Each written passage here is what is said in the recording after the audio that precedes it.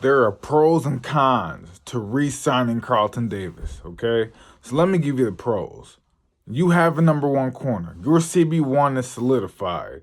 I think Carlton Davis proved that last year he can hold his own with the top-notch receivers in the NFL, with the elite receivers in the NFL. Yeah, he gave up a couple catches.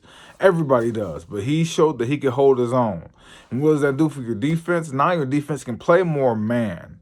You don't have to play as much zone with over-the-top help. And that benefits the defensive coordinator. But on the other hand, the bad thing about that is Carlton Davis wants $14 to $17 million a year. He's never played a full season, okay? Carlton Davis, the most he's ever played is 14 games. So at the end of the season last year, right, he missed the playoffs and missed the final few games. The season before, when he was with Tampa, he missed the final few games. And he missed the playoffs.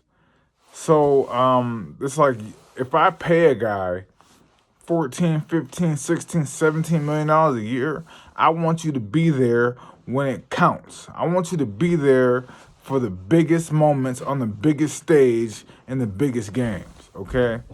And then two, what does that say to your two young draft picks that you just drafted in Terrion Arnold and Ennis Rakestraw? What is that saying to them? What is that saying to the guy that you guys, a free agent from the Raiders, Amik Robertson?